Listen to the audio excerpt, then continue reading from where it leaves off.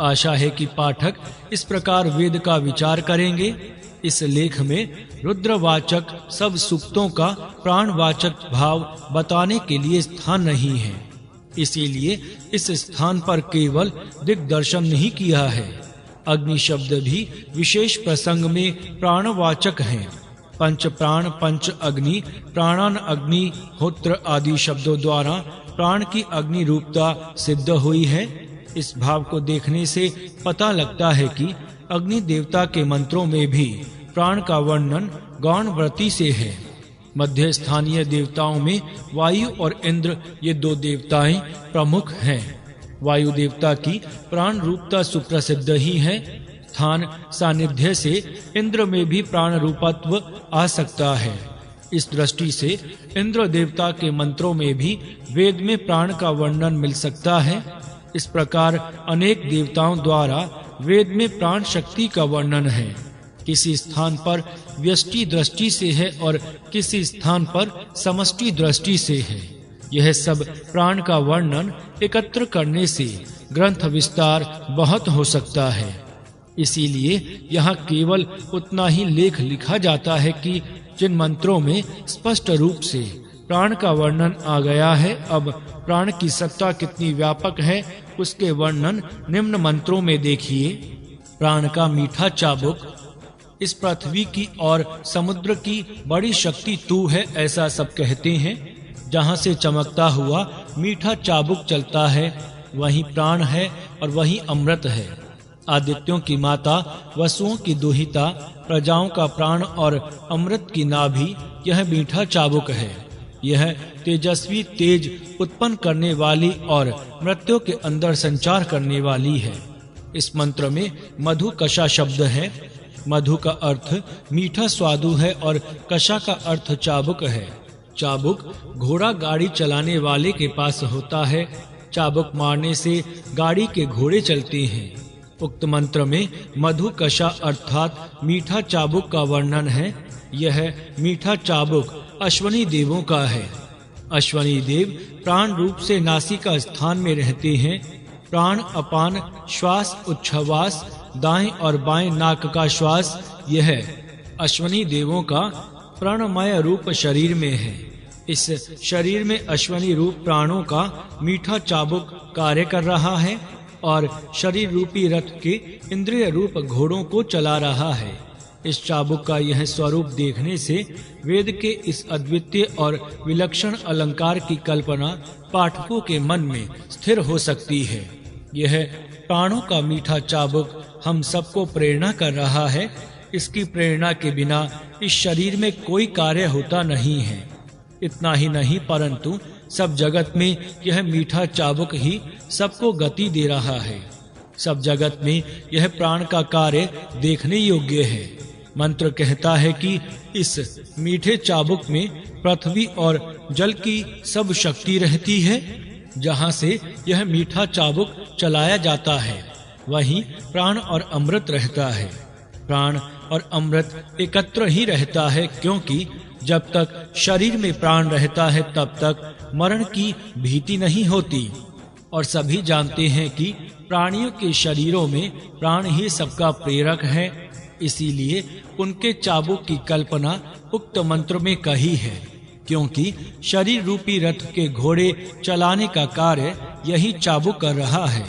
दूसरे मंत्र में कहा है कि यह चाबुक शरीरस्थ वसु आदि देवताओं का सहायक है। यह प्रजाओं का प्राण ही है। अमृत का मध्य यही है। यह प्राण मृत्यु में तेज और चेतना उत्पन्न करता है और सब प्राणियों के बीच में यह चलता है। यह वर्णन उत्तम अलंकार से युक्त है, परंतु स्पष्ट होने के कारण हर एक इसका उपदेश जान सकता है तथा अपनी स्वतंत्रता और पूर्णता। मेरे नाक में प्राण स्थिरता से रहे, मेरा कान, नेत्र और प्राण छिन्न भिन्न ना होता हुआ मेरे शरीर में कार्य करे। मेरी आयु और तेज अविच्छिन्न अर्थात दीर्घ होवे। मैं अपना आत्मा, चक्षु, श्रोत्र, प्राण, अपान, व्यान आदि मेरी सब शक्तियाँ पूर्ण स्वतंत्र और उन्नत होकर मेरे शरीर में रहें। आयु और प्राण अविच्छिन्न रूप से अपने शरीर में रहने की प्रबल इच्छा उक्त मंत्र में है। सब इंद्रियां तथा सब अन्य शक्तियां अविच्छिन्न तथा पूर्ण उन्नत रूप से अपने शरीर में प्रकट होने की व्यवस्था हर एक को करनी चाहिए। उक्त मंत्र में कई शब्द अत्यंत महत्वपूर्ण के हैं। मैं संपूर्ण रूप से स्वतंत्र, दूसरे किसी की सहायता की अपेक्षा न करने योग्य समर्थ, किसी कष्ट से खलबली न मचाने योग्य दृढ़ हूँ। यह भावना यदि मन में स्थिर हो जाएगी तो मनुष्य की शक्ति कितनी बढ़ सकती है इसका विचार पाठक भी कर सकती हैं।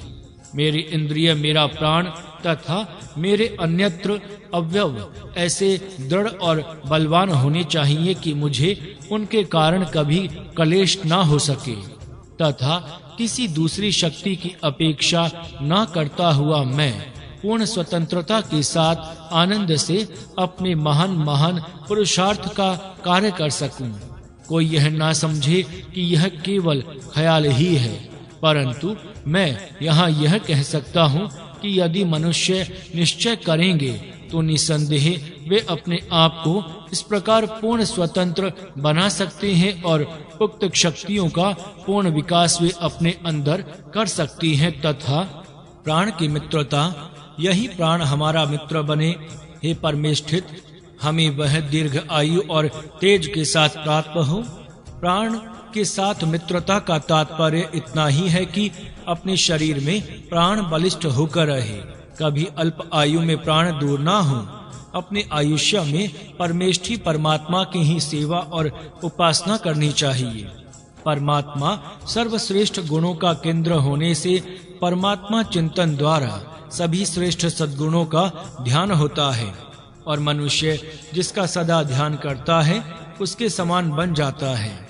इस नियम के अनुसार परमेश्वर के गुणों के चिंतन से मनुष्य भी श्रेष्ठ बनता है। यह उपासना का और मानवीय उन्नति का संबंध है।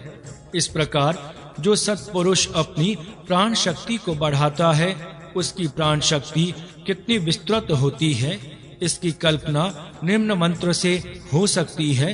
देखिए, उस सन्यासी सत्पुरुष के 7 प्राण, 7 अपान, 7 व्यान हैं। उनके 7 प्राणों के क्रमशः नाम उद्धर्व, प्रौढ़, अभ्यूढ़, विभु, योनि, प्रिय और अपरिमित हैं और उनके 7 स्वरूप क्रमशः अग्नि, आदित्य, चंद्रमा, पंचमान, आप, पशु और प्रजा हैं। इसी प्रकार इनके अपान और व्यान का वर्णन उक्त स्थान में ही वेद ने किया है। वहाँ ही उसको पाठक देखें। विस्तार होने के भय से उस सब को यहाँ नहीं लिखा गया है। मनुष्य अपनी शक्ति को इस प्रकार बढ़ा सकता है। मनुष्य अपने 7 प्राणों को अपरिमित रूप में बढ़ा सकता है। वही अपने आप को सब प्रजाजनों के हित के कार्य में अर्पण करता है। जो अपने प्राण का उद्धर्व अर्थात उच्च करता है वह अग्नि के समान तेजस्वी होता है। इस प्रकार उक्त कथन का भाव समझना चाहिए तथा समय की अनुकूलता, काल की अनुकूलता से मन, प्राण और नाम रहता है। काल की अनुकूलता से सब प्रजाओं का आनंद होता है। काल का नियम पालन करना चाहिए। पुरुषार्थ के साथ काल की अनुकूलता होने से उत्तम फल प्राप्त होता है। काल का धिक्कार नहीं करना चाहिए। जो अनुकूलता प्राप्त होती है उनका उपयोग अवश्य करना चाहिए। प्राणायाम आदि साधन करने वालों को उचित है कि वह योग्य काल में नियम पूर्वक अपना अभ्यास किया करें तथा जिस समय जो करना योग्य है उसको अवश्य ही उस समय करना चाहिए। अब प्राण के संरक्षक ऋषियों का वर्णन निम्नलिखित मंत्र में देखिए। प्राण रक्षक ऋषि क्रोध और प्रतिबोध अर्थात स्फूर्ति और जागृति ये 2 ऋषि हैं। ये दोनों तेरे प्राण की रक्षा करते हुए दिन रात जागते रहें। प्रत्येक मनुष्य में 2 ऋषि हैं, स्फूर्ति और जागृति। ये 2 ऋषि हैं। एक उत्साह की प्रेरणा करता है और दूसरा सावधान रहने की चेतना देता है। उत्साह और सावधानता ये 2 सद्गुण जिस मनुष्य में जितने होंगे उतनी योग्यता उस मनुष्य की हो सकती है। ये दो ऋषि प्राण के संरक्षण का कार्य करते हैं और यदि ये दिन रात जागते रहेंगे तो मनुष्य को मृत्यु की बाधा नहीं हो सकती। जब तक मनुष्य का मन उत्साह से परिपूर्ण रहेगा और जब तक सावधानता के साथ वह अपना व्यवहार करेगा तब तक उसको मरण की भ्रांति नहीं होगी। यह साधारण नियम समझिए। जो लोग असावधानता के साथ अपना दैनिक व्यवहार करते हैं तथा जो सदा हीन दीन और दुर्बलता के ही विचार मन में धारण करते हैं उनको इस मंत्र का भाव ध्यान में धारण उचित है। वेद कहता है कि मन में उत्साह के विचार धारण करो और प्रति क्षण सावधान रहो। जो मनुष्य अपने आप को वैदिक धर्मी समझता है उसको उचित है कि वह अपने मन में वेद के ही अनुकूल भाव धारण करे। वैदिक धर्मी मनुष्य को उचित नहीं कि वह वेद के विरुद्ध हीन और दीनता के विचार अपने मन में धारण करके मृत्यु के वश में होवे। वैदिक धर्म का विशेष उद्देश्य सर्वसाधारण जनता की आयुष्य वृद्धि और आरोग्य वृद्धि करना है। इसीलिए स्थान स्थानक वैदिक सूक्त में दीर्घायुत्व के अनेक उपदेश आते हैं। पाठक इन बातों को ठीक प्रकार अपने मन में धारण करें। वृद्धता का धन जिस प्रकार बैल अपने स्थान पर वापस आते हैं उस प्रकार प्राण और अपान अपने स्थान पर आ जावे। वृद्धावस्था का जो खजाना है वह यहाँ कम ना होता हुआ बढ़ता रहे। तेरे अंदर प्राण को प्रेरित करता हूँ और बीमारी को दूर फेंकता हूँ। यह श्रेष्ठ अग्नि हम सबको सब प्रकार से दीर्घ आयु देवे। बैल शाम के समय वेग से अपने स्थान पर आ जाते हैं। उस प्रकार के बल युक्त वेग से प्राण और अपान अपने अपने स्थान में रहें। जब प्राण और अपान बलवान बनकर अपना अपना कार्य करेंगे तब मृत्यु का भय नहीं हो सकता और मनुष्य दीर्घ आयुष्य रूपी धन प्राप्त कर सकता है। सब धनों में आयुष्य रूपी धन ही सबसे श्रेष्ठ है, क्योंकि सब अन्य धनों का उपयोग इसके होने पर ही हो सकता है। उक्त मंत्र में ये शब्द मनन करने योग्य हैं। वृद्ध आयु का खजाना यहाँ बढ़ता रहे, अर्थात इस लोक में आयु बढ़ती रहे। ये शब्द स्पष्टता से बता रहे हैं कि आयु निश्चित नहीं प्रत्युत बढ़ने वाली है। जो मनुष्य अपनी आयु बढ़ाना चाहेगा वह उस प्रकार के आयुष्य वर्धक सुनियमों का पालन करके आयु बढ़ा सकता है। इस प्रकार वेद का उपदेश अत्यंत स्पष्ट है, परंतु कई वैदिक धर्मी समझते हैं कि आयु निश्चित है और घट बढ़ नहीं सकती। जिन बातों में वेद का कथन स्पष्ट है उन बातों में कम से कम भिन्न विचार वैदिक धर्मियों को धारण करना उचित नहीं है। बोध और प्रतिबोध। पूर्व स्थान में बोध और प्रतिबोध ये दो ऋषि हैं। ऐसे कहा है। वही भाव थोड़े से फर्क से निम्नलिखित मंत्र में आया है। देखिए, उत्साह और सावधानता तेरा रक्षण करे, स्फूर्ति और जागृति तेरा संरक्षण करें, रक्षक और जागृति तेरा पालन करें। इस मंत्र में संरक्षक गुणों का वर्णन है। उत्साह, सावधानता, स्फूर्ति, जागृति, रक्षण और खबरदारी ये गुण संरक्षण करने वाले हैं। इनके विरुद्ध गुण घातक हैं। इसीलिए अपनी अभिवृद्धि की इच्छा करने वालों को उचित है कि वह उक्त गुणों की वृद्धि अपने में करे। इस मंत्र के साथ पूर्व मंत्र जिसमें दो ऋषियों का वर्णन है तुलना करके देखें। अब निम्नलिखित मंत्र देखिए। उन्नति ही तेरा मार्ग है। हे मनुष्य, तेरी गति उन्नति की ओर ही होनी चाहिए, कभी भी अपनति की ओर नहीं होनी चाहिए।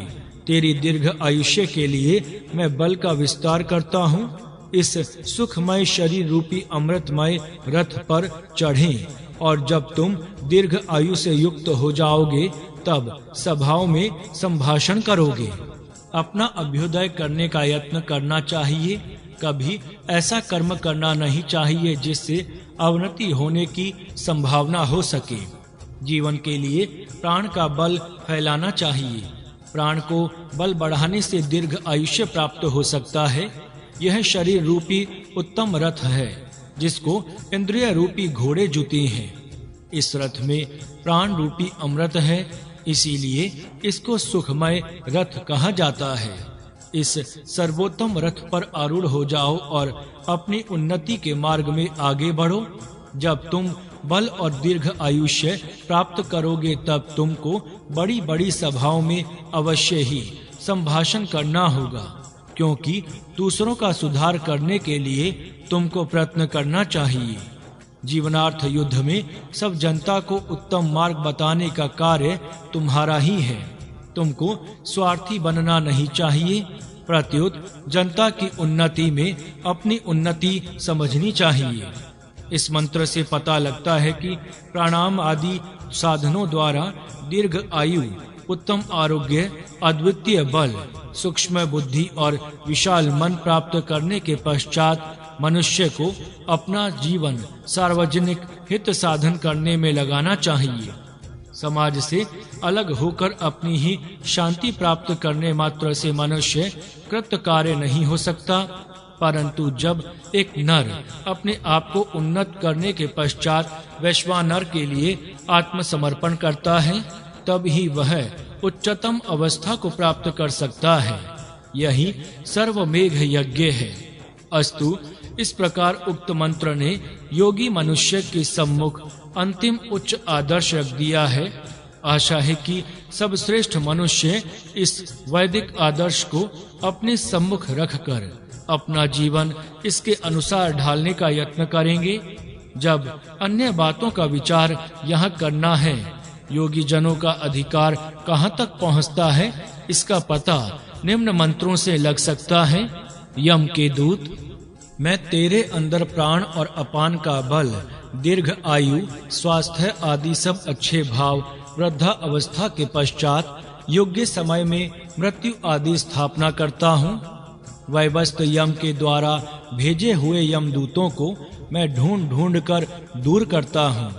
अदावत, नियम विरुद्ध व्यवहार, देर से चलने वाले रोग, मांस को क्षीण करने वाली बीमारी, रक्त को निर्बल करने वाले रक्त के कृमि, सब क्षय के कारण सब बुरा व्यवहार आदि जो कुछ विनाशक है, उस सब को अंधकार के समान मैं दूर करता हूँ।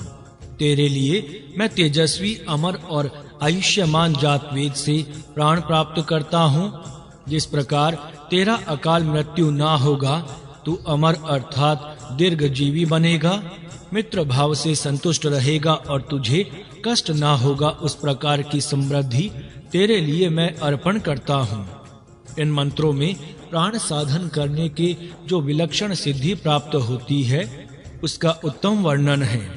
प्राण का बल प्राप्त करने से सब प्रकार का स्वास्थ्य, दीर्घ आयु, बल तथा योग्य काल में मृत्यु हो सकती है, परंतु प्राण का बल न होने की अवस्था में नाना प्रकार के रोग, अल्प आयु, अशक्तता और अकाल मृत्यु होती है।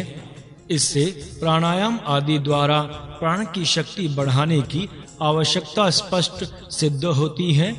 जो विद्वान आयु को परिमित और निश्चित मानते हैं, वे कहते हैं कि यम के दूत सब जगत में संचार करते हैं।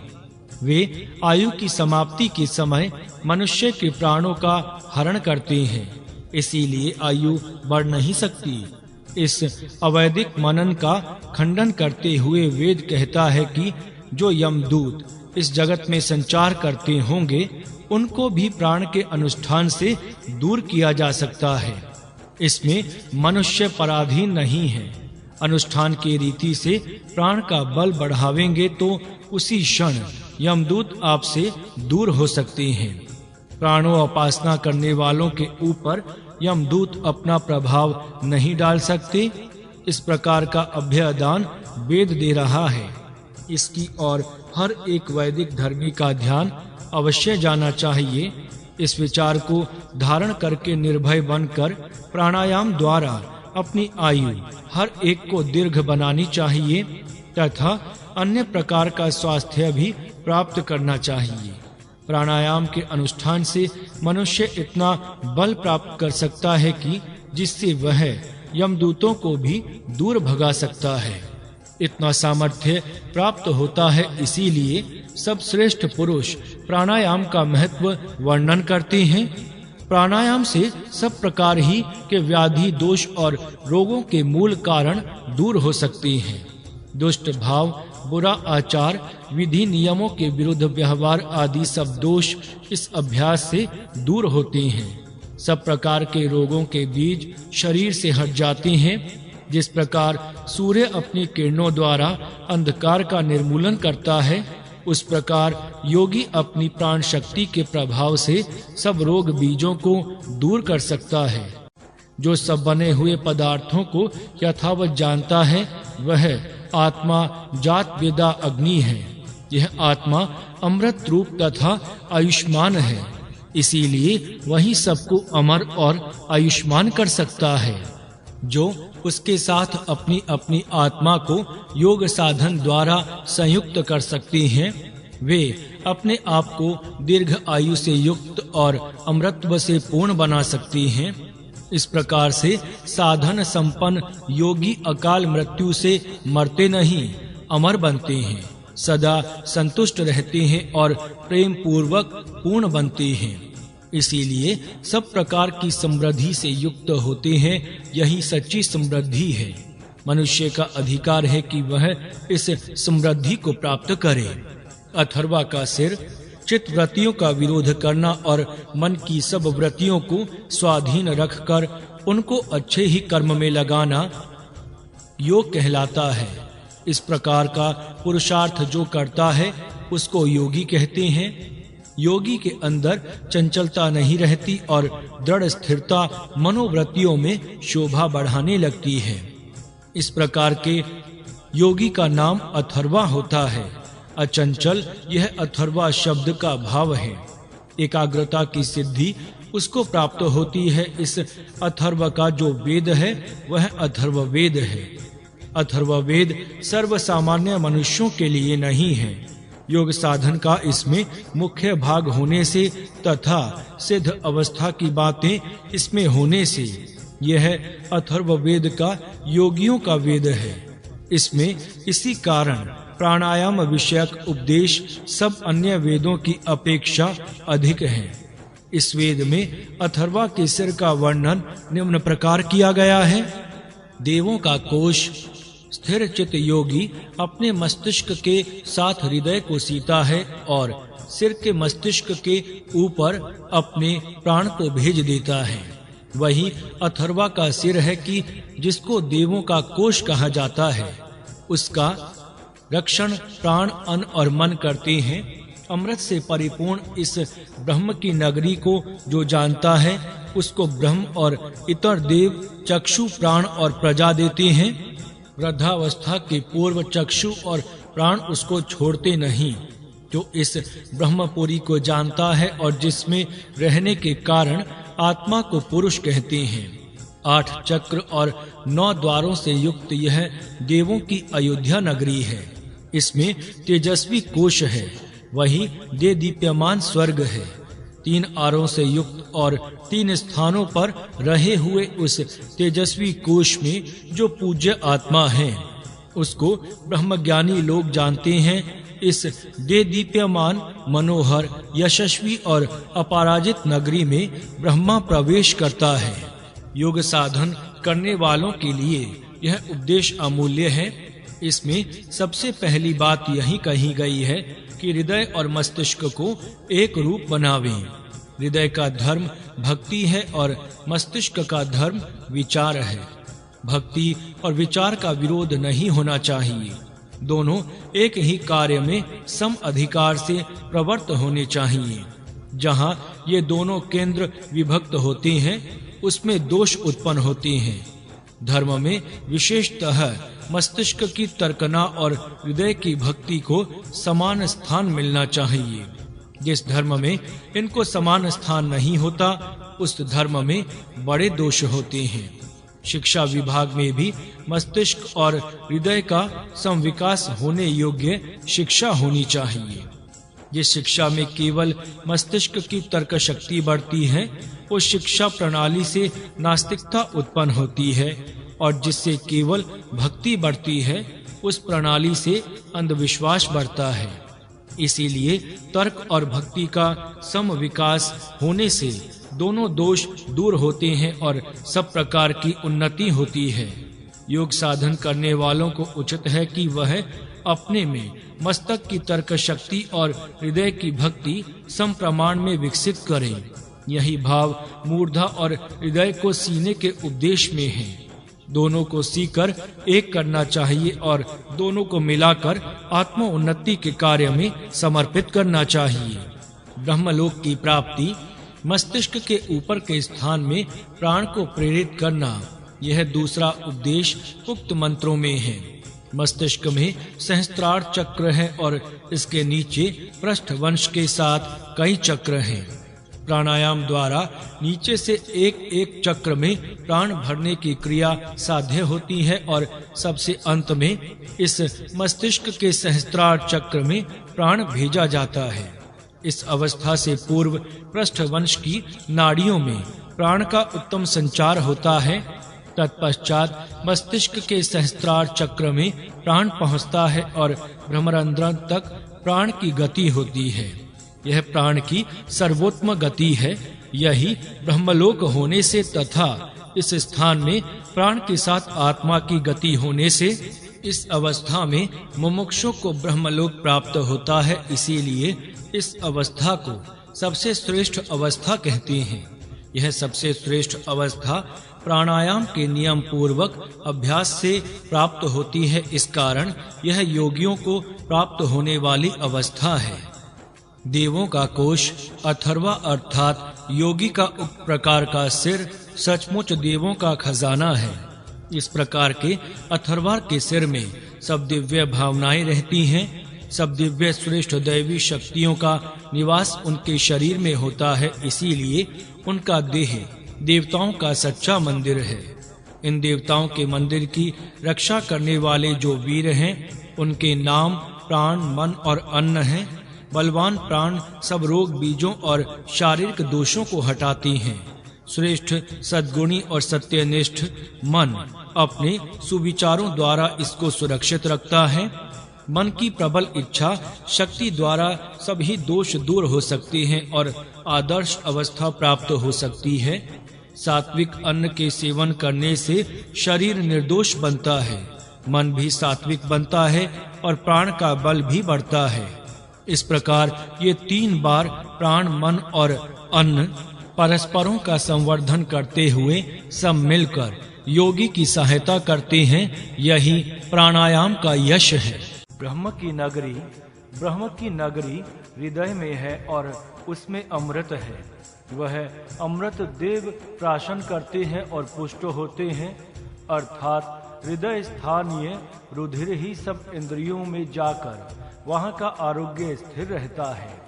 इस अमृत पूर्ण ब्रह्म की नगरी को जो ठीक प्रकार जानता है, इस पुरी के सब गुण धर्मों से जो परिचित है, अपने इस हृदय की शक्तियों को जो जानता है, उसको ब्रह्म और ब्रह्मा की शक्तियां चक्षु, प्राण और प्रजा देती हैं।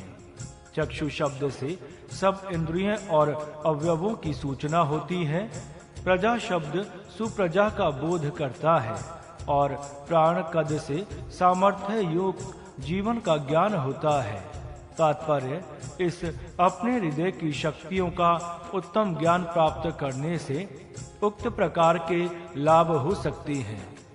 हृदय को तथा अपने आंतरिक इंद्रियों और अवयवों को जानना, प्राणायाम से जो चित्त की एकाग्रता होती है, तब कई अज्ञात शक्तियों का विज्ञान होता है।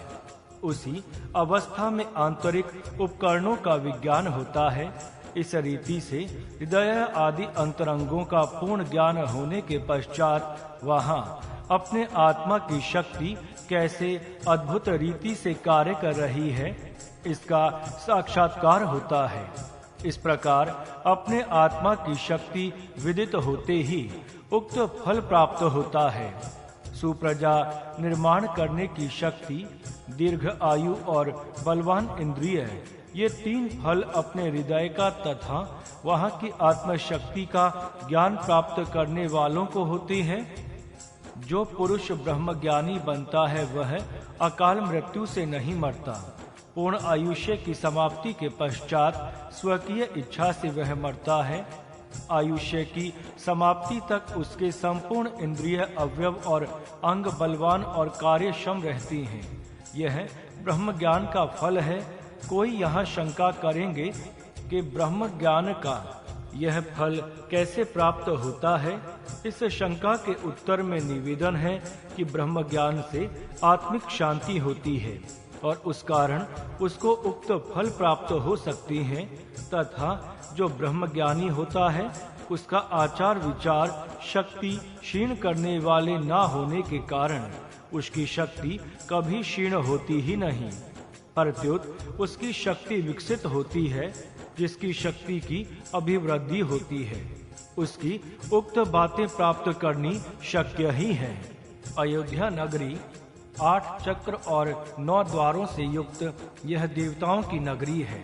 इसका नाम अयोध्या है, जिसमें देव भावना और आसुरी भावनाओं का संग्राम नहीं होता, अर्थात जहाँ दैवी वृत्ति ही सदा शक्ति के साथ निवास करती है। इसीलिए उसका नाम अयोध्या नगरी है। जब तक यह नगरी देवों के अधीन होती है तब तक उसमें शांति का रामराज्य हो सकता है।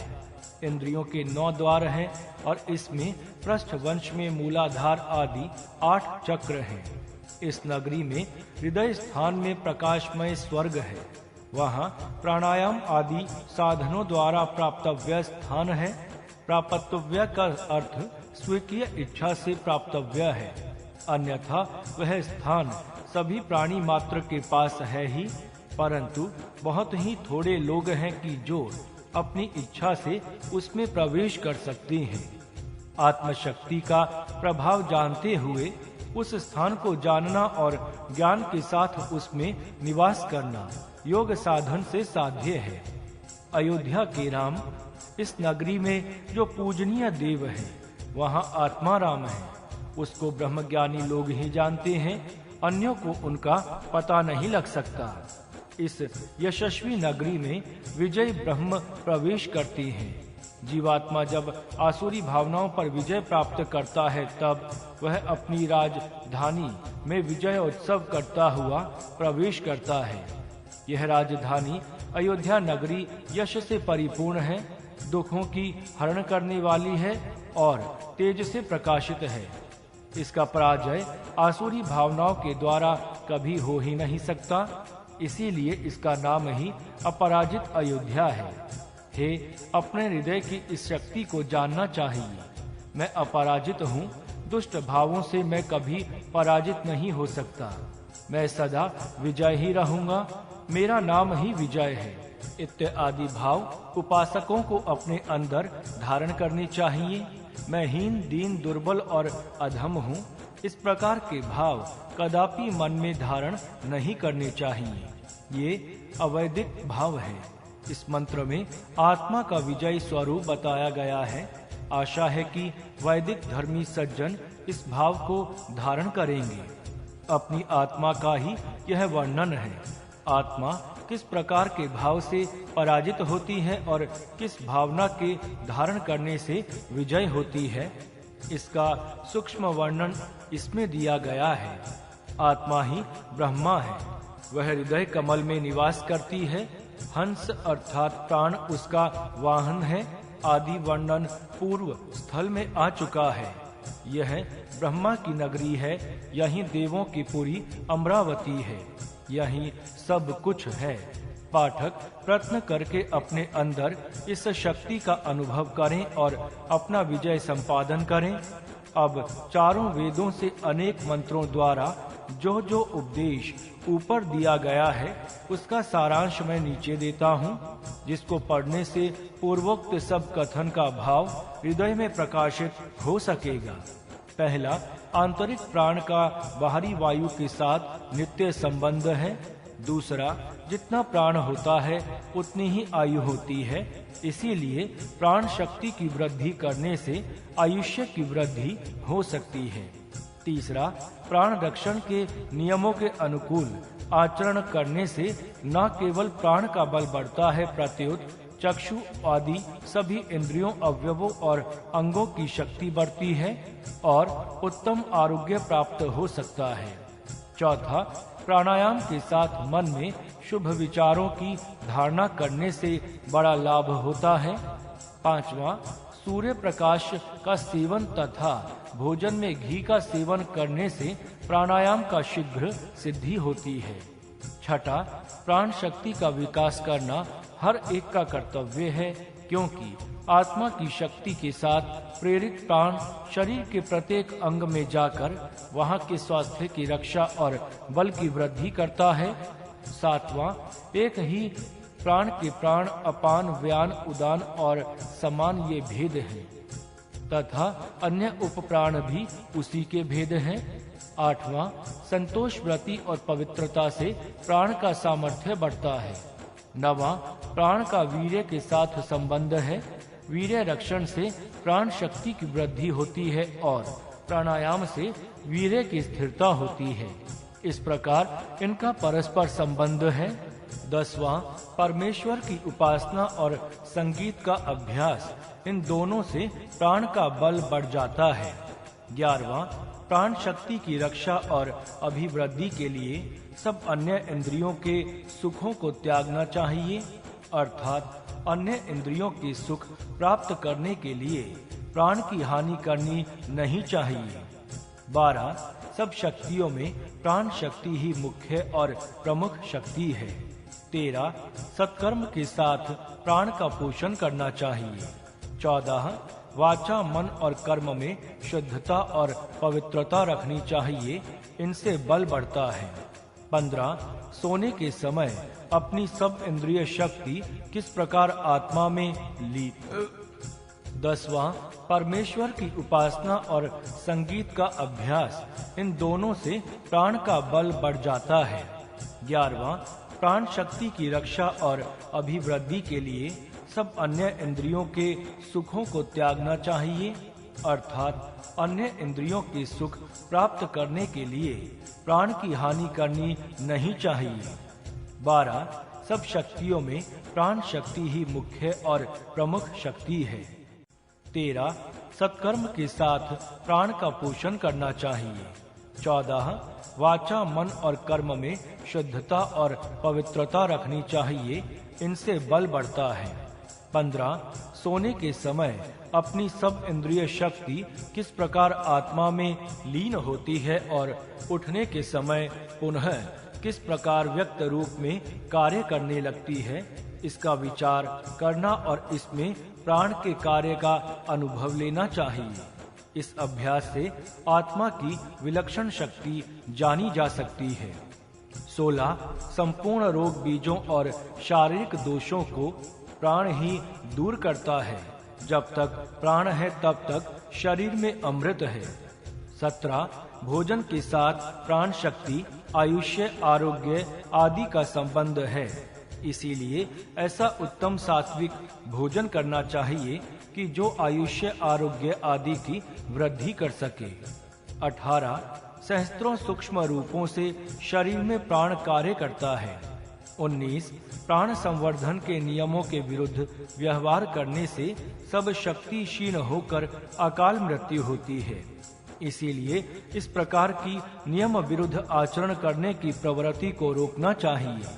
20, अग्नि, वायु, रवि आदि बाहरी देवताएं अपने शरीर में वाचा, प्राण, चक्षु आदि रूप से रहती हैं। इस प्रकार अपना शरीर देवताओं का मंदिर है और मैं उन सब देवताओं का अधिष्ठाता हूँ। यह भावना मन में स्थिर करनी चाहिए और अपने आप को उक्त भावना रूप ही समझना चाहिए। 21, अपने आप को अपराजित, विजयी और शक्ति का केंद्र मानना उचित है। 22, प्राण ही रुद्र है, रुद्रवाचक सब शब्द प्राणवाचक हैं। 23, प्राण के आधार से ही सब विश्व चल रहा है। प्राणियों के अंदर यह बड़ी विलक्षण शक्ति है। 24 मैं पुरुषार्थ से अवश्य ही अपनी सब शक्तियों का विकास करूंगा, ऐसा दृढ़ निश्चय करना योग्य है। 25 अपने आप को कभी हीन दुर्बल नहीं समझना चाहिए, दीन नहीं समझना चाहिए, परंतु अपने प्रभाव का गौरव ही सदा देखना चाहिए। 26 जगत में ऐसी कोई शक्ति नहीं है कि जो मुझे कष्ट दे सकेगी। मैं सब कष्टों को दूर करने का सामर्थ्य रखता हूँ, यह भाव मन में रखना चाहिए। 27 सर्वशक्तिमान परमेश्वर मेरा मित्र है। इस बात पर पूर्ण विश्वास रखना तथा उसको अपना पिता, माता, भाई आदि समझना, उसमें और मेरे में स्थान काल आदि का भेद नहीं है। 28 योग्य काल में योग्य कार्य करना, काल की अनुकूलता प्राप्त होने पर उसको दूर ना करना, आज का कर्तव्य कल के लिए ना रखना। 29 स्फूर्ति और जागृति धारण करने से उन्नति होती है। 30 दीर्घ आयु ही सबसे बड़ा धन है और भी बढ़ाना चाहिए इसको। निर्दोष बनने से उस धन की वृद्धि होती है। 31 उत्साह, सावधानता, स्फूर्ति, जागृति, स्वरक्षण की भावना और योजना से उन्नति का साधन किया जा सकता है। 32 सदा ऊपर उठने के लिए प्रयत्न होना चाहिए, ऐसा कोई कार्य करना नहीं चाहिए कि जिससे नीचे गिरने की संभावना हो सके। 33 इस अमृतमय शरीर में आकर व्यक्ति की उन्नति और सब जनता की उन्नति करने के लिए प्रयत्न करना चाहिए। जीवन का यही उद्देश्य है। 34 संपूर्ण अनिष्टों के साथ युद्ध करके अपनी विजय संपादन करनी चाहिए। 35 हृदय की भक्ति और मस्तिष्क का तर्क, इन दोनों शक्तियों को एक ही सत्कार्य में लगाना चाहिए तथा इन दोनों का समविकास करना चाहिए। 36 योगी का सिर सचमुच देवों का वसती स्थान है। 37 अपने ही हृदय में ब्रह्म नगरी है, वही स्वर्ग है और वही अमरावती है। यहाँ देवों की अयोध्या है। ब्रह्मज्ञानी को इसको ठीक प्रकार जानते हैं। 38 जो आत्मशक्ति का विकास करता है वही स्वीकीय गौरव के साथ इस अपनी राजधानी में प्रवेश करता है। 39 प्राण को अपने स्वाधीन करके मस्तिष्क के ऊपर भेजना चाहिए। जहाँ विचारों की गति नहीं है वहाँ पहुँचना चाहिए, वही आत्मा का स्थान है। 40 निश्चय के साथ पुरुषार्थ के प्रयत्न से उन्नति के पथ पर चलने वाले योगी अपनी सब प्रकार से उन्नति कर सकते हैं। इस प्रकार वेद मंत्रों का आशय है। पाठक इसका बारंबार विचार करें और अपनी उन्नति के लिए उपयोगी बोध ले लें तथा प्राप्त बोध के अनुसार आचरण करके अपने और जनता के अभ्युदय और निःश्रेष प्राप्ति के साधन में सदा तत्पर रहें। इस लेख में थोड़े से वेद मंत्र दिए गए हैं जिनमें प्राण विषयक उपदेश विशेष रीति से स्पष्ट है, परंतु इसके अतिरिक्त अन्य देवताओं के सूक्तों में गुप्त रीति से जो प्राण विद्या का वर्णन है उसकी भी खोज होनी चाहिए। आशा है कि पाठक स्वयं प्राण विद्या का अभ्यास करके उक्त खोज करने के पवित्र कार्य में अपने आप को समर्पित करेंगे। स्वयं अनुभव लेने के बिना उक्त प्रकार की खोज नहीं हो सकती, इसीलिए प्रथम प्राणायाम का साधन स्वयं करना चाहिए। जो सज्जन प्राणायाम का साधन स्वयं करेंगे और उच्च भूमिकाओं में जाकर वहां का प्रत्यक्ष अनुभव करेंगे, उनको ही वैदिक संकेतों का उत्तम ज्ञान होना संभव है। इसीलिए पाठकों से प्रार्थना है कि वे प्रथम अनुष्ठान द्वारा स्वयं अनुभव लेने का यत्न करें और पश्चात वैदिक प्राण विद्या की खोज करने के पीछे से आने वाले सज्जनों का मार्ग सुगम करें। हर एक थोड़े थोड़े प्रयत्न से महान कार्य सिद्ध हो सकता है। आशा है कि पाठक उत्साह के साथ अपूर्व प्रयत्न करेंगे। उपनिषदों में प्राण विद्या, वेद मंत्रों में जो अध्यात्म विद्या है वही उपनिषदों में बतलाई गई है। अध्यात्म विद्या के अनेक अंगों में प्राण विद्या नामक एक मुख्य अंग है। वह जैसा वेद के मंत्रों में है वैसा उपनिषदों के मंत्रों में भी है। इससे पूर्व वेद मंत्रों की प्राण विद्या सारांश रूप से बताई गई है। अब उपनिषदों की प्राण विद्या देखने की है। प्राण की श्रेष्ठता। प्राण सब शक्तियों में सबसे श्रेष्ठ शक्ति है। इस विषय में निम्न वचन देखिए। प्राण ही ब्रह्म है, क्योंकि प्राण से ये सब भूत उत्पन्न होते हैं। प्राण से जीवित रहते हैं और अंत में प्राणों में ही जाकर मिल जाते हैं। यह प्राण शक्ति का महत्व। प्राण सबसे बड़ी शक्ति है। सब अन्य शक्तियां प्राण पर ही अवलंबित रहती हैं। जब तक प्राण रहता है तब तक अन्य शक्तियां रहती हैं। प्राण जाने लगता है तो अन्य शक्तियां प्रथम चली जाती हैं और पश्चात प्राण निकल जाता है।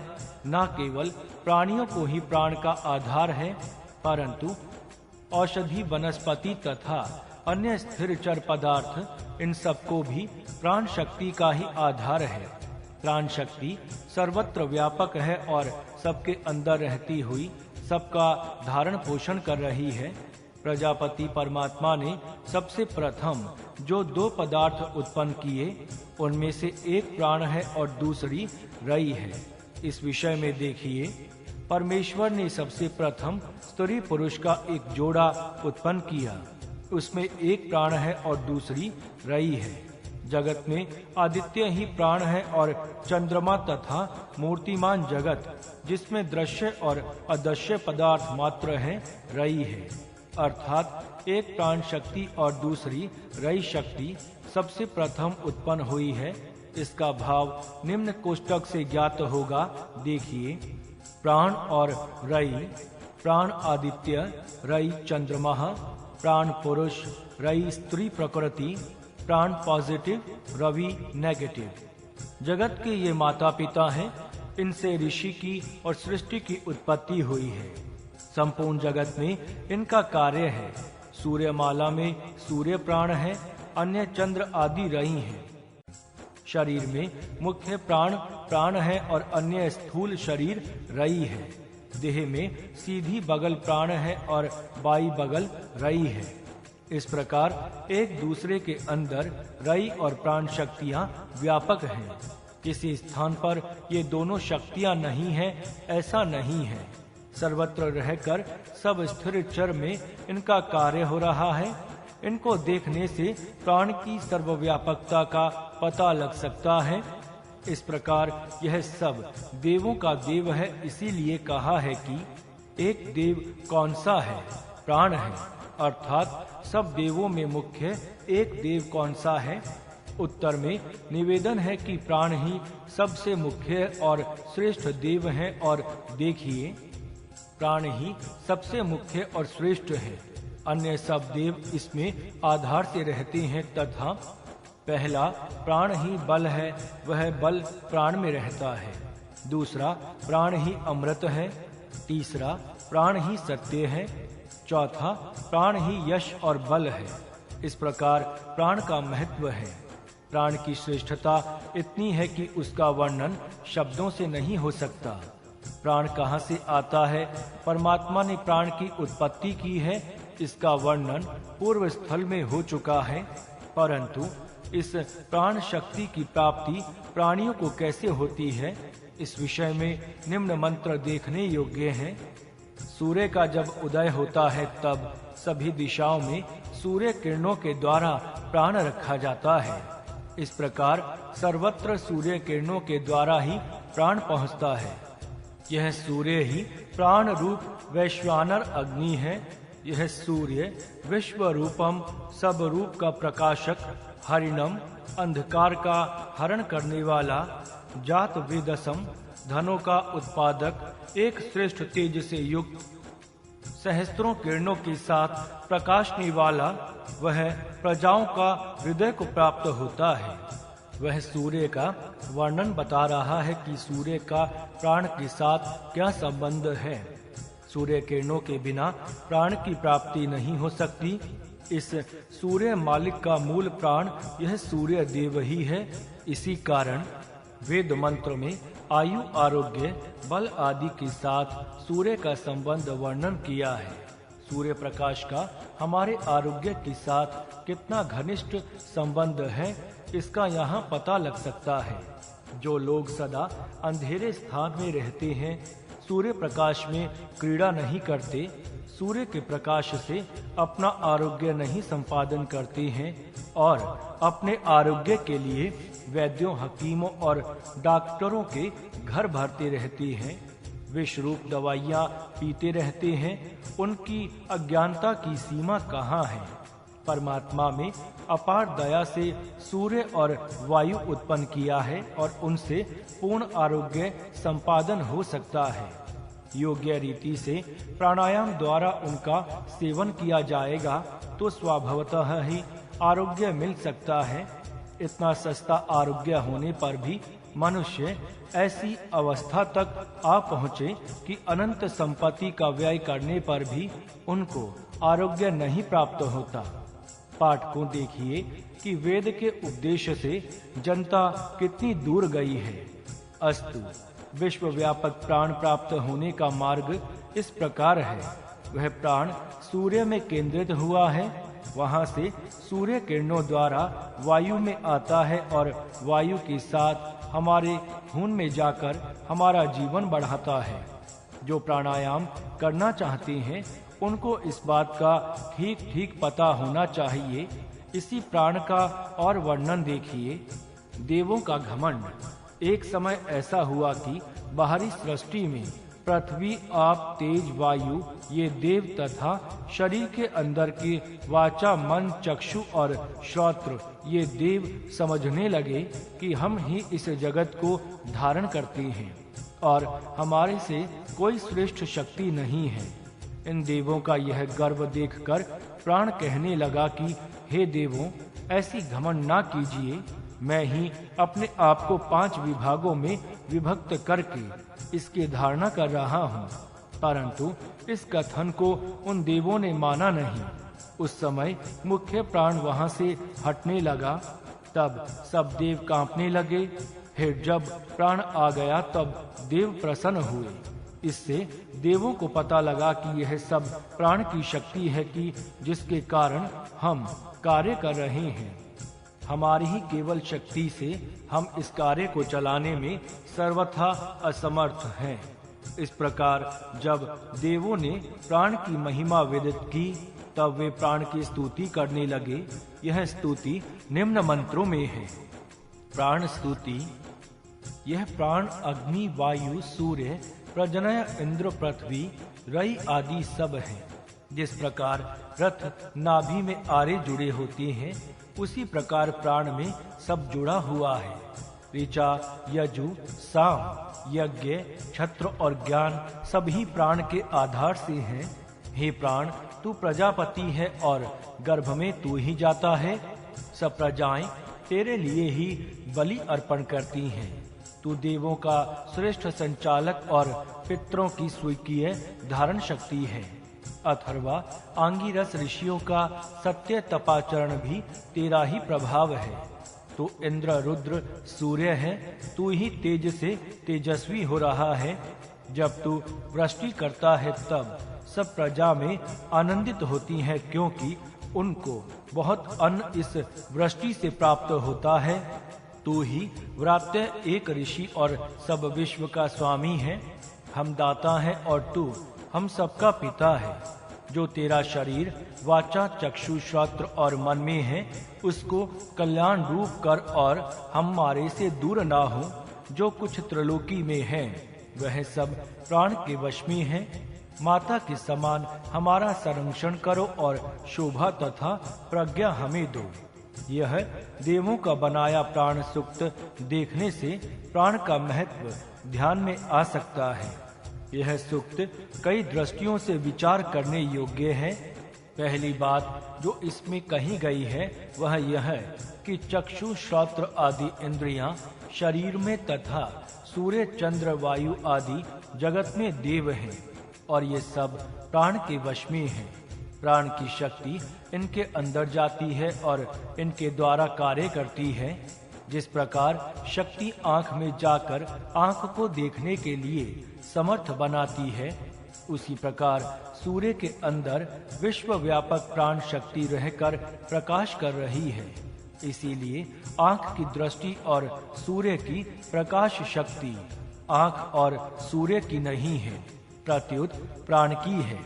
इसी प्रकार अन्य इंद्रियों और देवताओं के विषय में जानना उचित है। देव शब्द जैसा शरीर में इंद्रिय वाचक है, उसी प्रकार जगत में अग्नि, वायु आदि देवताओं का भी वाचक है। पाठक इस दृष्टि को धारण करके अग्नि आदि देवताओं के सूक्तों का विचार करें। उक्त सूक्त में दूसरी बात यह है कि अग्नि, सूर्य, इंद्र, वायु, पृथ्वी, रुद्र आदि शब्द प्राणवाचक होने से इन देवताओं के सूक्तों में भी प्राण विद्या प्रकाशित हुई है।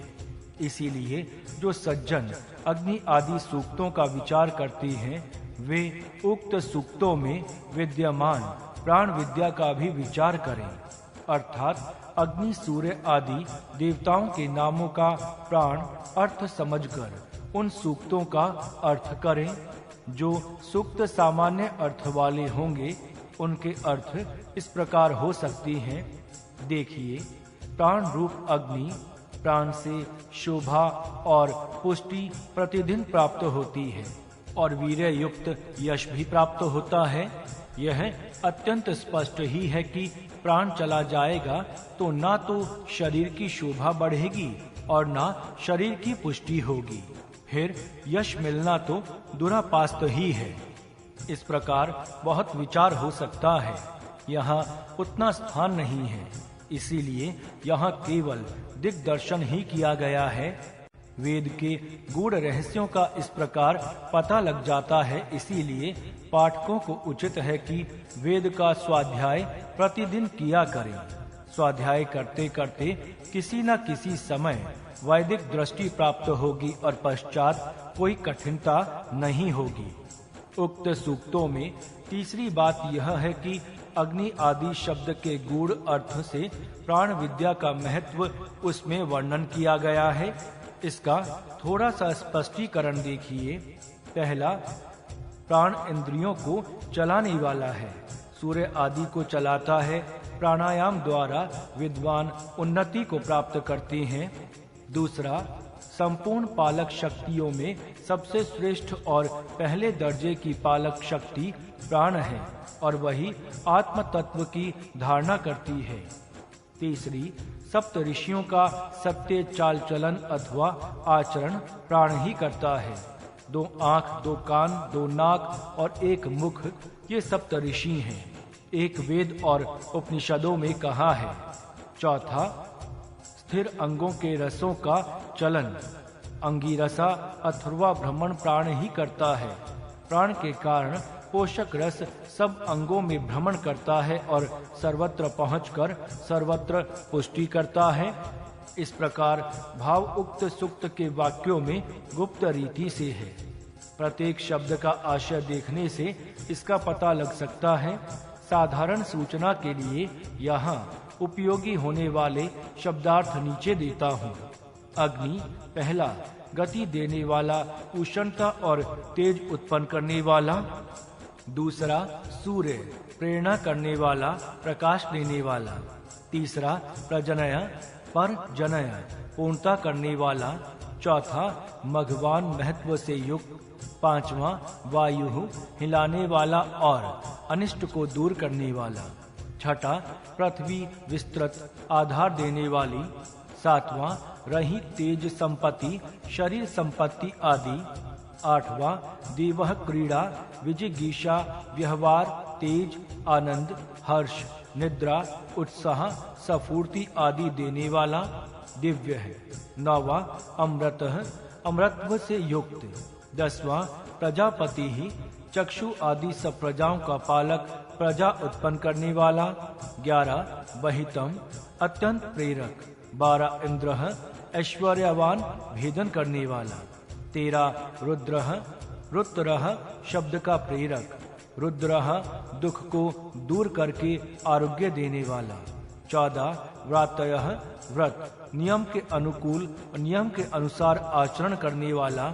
इस प्रकार शब्दों के अर्थ देखने से पता लगेगा कि उक्त शब्दों द्वारा प्राण की किस शक्ति का कैसा उत्तम वर्णन किया गया है। वैदिक शब्दों के गूढ़ आशय देखने से ही वेद की गंभीरता व्यक्त होती है। आशा है कि पाठक उक्त प्रकार सूक्त का विचार करेंगे। अस्तु, इस प्रकार प्राण की मुख्यता और श्रेष्ठता है और वह प्राण सूर्य किरणों के द्वारा प्राणियों तक पहुंचता है। सूर्य किरणों से वायु में आता है, श्वास से अंदर जाता है, उस समय मनुष्य के शरीर में पहुंचता है। प्राणायाम के समय इस प्रकार इस प्राण का महत्व ध्यान में रखना चाहिए। प्राण का प्रेरक केन उपनिषद में प्राण के प्रेरक का विचार किया है। प्राण के अधीन संपूर्ण जगत है, तथापि प्राण को प्रेरणा देने वाला कौन है? जिस प्रकार दीवान के अधीन सब राज्य होता है, उसी प्रकार प्राण के अधीन सब इंद्रिय आदिकों का राज्य है। परंतु राजा की प्रेरणा से दीवान कार्य करता है। उस प्रकार यहाँ प्राण का प्रेरक कौन है, यह प्रश्न का तात्पर्य है। किससे नियुक्त होता हुआ प्राण चलता है, अर्थात प्राण की प्रेरक शक्ति कौन सी है? इसके उत्तर में उपनिषद कहता है कि वह आत्मा प्राण का प्राण है, अर्थात प्राण का प्रेरक आत्मा है। इसका और वर्णन देखिए। जिसका जीवन प्राण से नहीं होता, परंतु जिससे प्राण का जीवन होता है, वह ब्रह्म अर्थात आत्मा है। ऐसा तू समझ, यह नहीं कि जिसकी उपासना की जाती है, अर्थात आत्मा की शक्ति से प्राण अपना सब कारोबार चला रहा है, इसीलिए प्राण को प्रेरक शक्ति आत्मा ही है। इस विषय में ईशोपनिषद का मंत्र देखने योग्य है, जो यह असु अर्थात प्राण के अंदर रहने वाला पुरुष है, वह मैं हूँ, मैं आत्मा हूँ, मेरे चारों ओर प्राण विद्यमान है और मैं उसका प्रेरक हूँ। मेरी प्रेरणा से प्राण चल रहा है और सब इंद्रियों की शक्तियों को उत्तेजित कर रहा है। इस प्रकार विश्वास रखना चाहिए और अपने प्रभाव का गौरव देखना चाहिए। इस विषय में ऐंत्रिय उपनिषद का वचन देखिए। नासिका रूप इंद्रिय खुल गए, नासिका से प्राण और प्राण से वायु हो गया, अर्थात प्राण से वायु हो गया। आत्मा की प्रबल इच्छा शक्ति थी कि मैं सुगंध का आस्वाद ले लूं। इस इच्छा शक्ति से नासिका के स्थान में 2 छेद बन गए। ये नासिका के 2 छेद हैं। इस प्रकार नाक बनते ही प्राण हुआ और प्राण से वायु बना है। आत्मा की इच्छा शक्ति कितनी प्रबल है, उसकी कल्पना यहाँ स्पष्ट हो सकती है।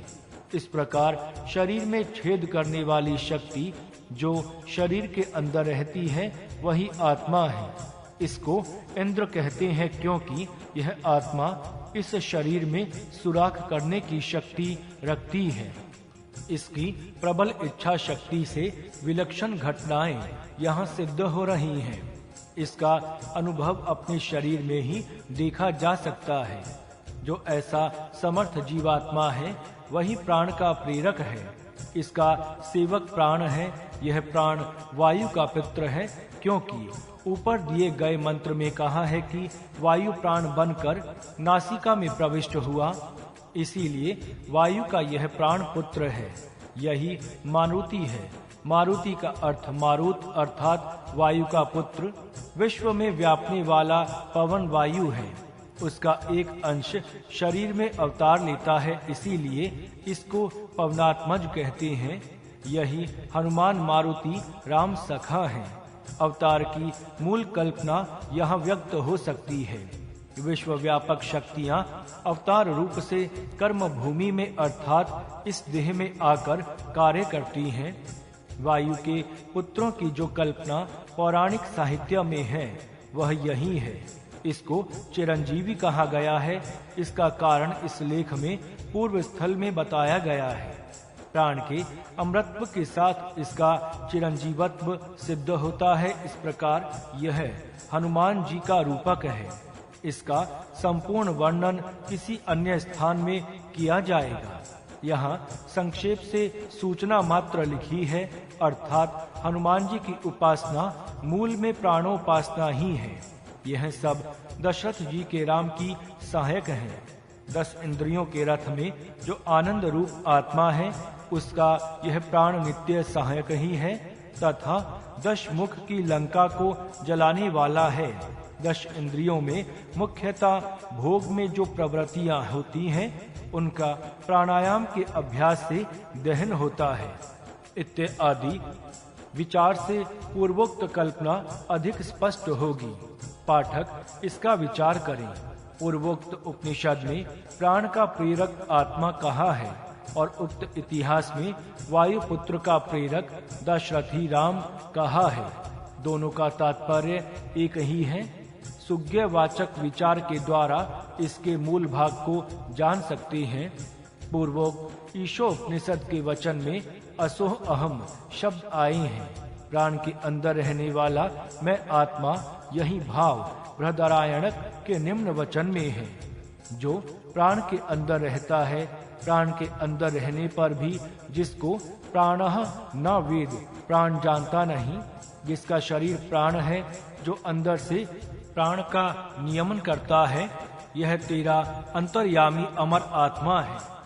प्राण के अंदर रहने वाला और प्राण का नियमन करने वाला यह आत्मा है।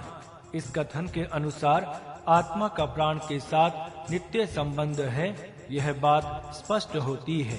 मैं आत्मा हूँ, प्राण मेरा अनुचर है और प्राण के अधीन संपूर्ण इंद्रिय और शरीर है। यह मेरा वैभव और साम्राज्य है। इसका मैं सच्चा सम्राट बनूंगा और विजय तथा यशस्वी बनूंगा। यह वैदिक धर्म की आदर्श कल्पना है। इस प्राण का वर्णन अन्य रीति से निम्न वचन में हुआ है। प्राण र है क्योंकि सब भूत प्राण में रमते हैं। प्राण उक्त है क्योंकि प्राण सबको उठाता है। प्राण यज्ञु है क्योंकि प्राण में सब भूत संयुक्त होते हैं। प्राण साम है क्योंकि सब भूत प्राण में समयक रीति से रहते हैं। प्राण छत्र है क्योंकि प्राण ही क्षतों अर्थात कष्टों से बचाता है। इसका प्रत्येक मुख्य शब्द प्राण की शक्ति का वर्णन कर रहा है। श्याम, यजु आदि शब्द अन्यत्र वेदवाचक होते हुए भी यहाँ केवल गुणवाचक हैं। इस शब्द प्रयोग से स्पष्ट पता लग सकता है कि वैदिक समय में शब्दों का विशेष रीति से भी उपयोग होता था और सामान्य रीति से भी होता था। यहाँ सामान्य रीति का प्रयोग है। जहाँ सामान्य रीति से प्रयोग होगा वहाँ उसका यौगिक अर्थ करना चाहिए और जहाँ विशेष रीति से प्रयोग होगा वहाँ योग रूढ़ी का अर्थ समझना चाहिए। इस प्रकार एक ही शब्द के दोनों अर्थ होने पर भी अर्थ विषयक ठीक अवस्था व्यवस्था लगाई जा सकती है। आशा है कि पाठक इस व्यवस्था को वेद मंत्रों में देखेंगे। यह बात वेद का अर्थ करने के समय विशेष महत्व की है, इसीलिए यहाँ लिखी है। अंगों का रस शरीर के अंगों में एक प्रकार का जीवन का आधार रूप रस है। इसका वर्णन निम्न मंत्र में है। प्राण ही अंगों का रस है, इसीलिए जिस अंग से प्राण चला जाता है वह अंग सूख जाता है। वृक्षों में भी यही बात दिखाई देती है। यह अंग रस का महत्व है। जीवात्मा की इच्छा से प्राण के द्वारा यह रस सब शरीर में घुमाया जाता है और प्रत्येक अंग में आरोग्य और बल बढ़ाया जाता है। प्रबल इच्छा शक्ति द्वारा आरोग्य संपादन करने का उपाय इससे विदित होता है। इच्छा शक्ति और प्राण इनका बल बढ़ाने से उक्त सिद्धि होती है। आत्मा की प्रेरणा प्राण में होती है। प्राण से मन संलग्न रहता है। मन से इच्छा शक्ति का नियमन होता है। इच्छा से रुधिर में परिणाम होकर इसके द्वारा संपूर्ण शरीर में इष्ट कार्य होता है। देखिए, पुरुष को वाणी मन में, मन प्राण में, प्राण तेज में और तेज परिदेवता में संलग्न होता है। यही परंपरा है। पर देवता का तात्पर्य यह आत्मा है। प्राण विद्या की परम सिद्धि इस प्रकार से सिद्ध होती है। प्राण और अन्य शक्तियां, प्राण के अधीन अनेक शक्तियां हैं। उनका प्राणों के साथ संबंध देखने के लिए निम्न मंत्र दिए गए हैं। जब यह सोता है तब वाक, चक्षु, श्रोत्र, मन आदि सब प्राण में ही लीन होती हैं, क्योंकि प्राण ही इनका संवारक है। जिस प्रकार सूर्य उगने के समय उसकी किरणें फैलती हैं और अस्त के समय फिर अंदर लीन होती हैं, इसी प्रकार प्राण रूपी सूर्य का जागृति के प्रारंभ में उदय होता है। उस समय उनकी किरणें इंद्रिय आदिकों में फैलती हैं और निद्रा के समय फिर उसी में लीन होती हैं। इस प्रकार का प्राण का सूर्य होना सिद्ध होता है। इसका सारांश एक अंश में है। यह बात भूलनी नहीं चाहिए कि सूर्य के समान प्राण भी कभी अस्त नहीं होता, परंतु अस्त और उदय ये शब्द हमारी अपेक्षा से उसमें प्रयुक्त हो रहे हैं। इस विषय में निम्न वचन देखिए। पतंग, जिस प्रकार पतंग डोरी से बंधा हुआ अनेक दिशाओं में घूमकर दूसरे स्थान पर आधार न मिलने के कारण अपने मूल स्थान पर ही आ जाता है, इसी प्रकार निश्चय से ही हे प्रिय शिष्य, वह मन अनेक दिशाओं में घूम घाम कर दूसरे स्थान पर आश्रय न मिलने के कारण प्राण का ही आश्रय करता है, क्योंकि हे प्रिय शिष्य, मन प्राण के साथ ही बंधा है। इस प्रकार प्राण का मन के साथ संबंध है। यही कारण है कि प्राणायाम से प्राण बलवान होने पर भी मन भी बलिष्ठ होता है। प्राण का निरोध होने से मन का संयम होता है। प्राण की चंचलता से मन चंचल होता है और प्राण की स्थिरता से मन भी स्थिर होता है। इसमें प्राणायाम का महत्व और उसका मन के संयम के साथ संबंध विदित हो जाता है। प्राण से मन का संयम होने के कारण अन्य इंद्रियां भी प्राण के निरोध से स्वाधीन होती हैं। यह स्पष्ट ही है, क्योंकि प्राण से मन का संयम और मन के वश होने से अन्य इंद्रियों का वश होना स्वाभाविक ही है। इस प्रकार प्राणायाम से संपूर्ण शक्तियां वशीभूत होती हैं। यही भाव निम्न वचन में गुप्त रीति से होता है। वसु, रुद्र, आदित्य प्राण वसु हैं, क्योंकि ये सबको वसाते हैं। प्राण रुद्र हैं, क्योंकि इनके चले जाने से सब रोते हैं। प्राण आदित्य हैं, क्योंकि ये सबको स्वीकारते हैं। इस स्थान पर ये प्राण जब चले जाते हैं तब वे सबको रुलाते हैं।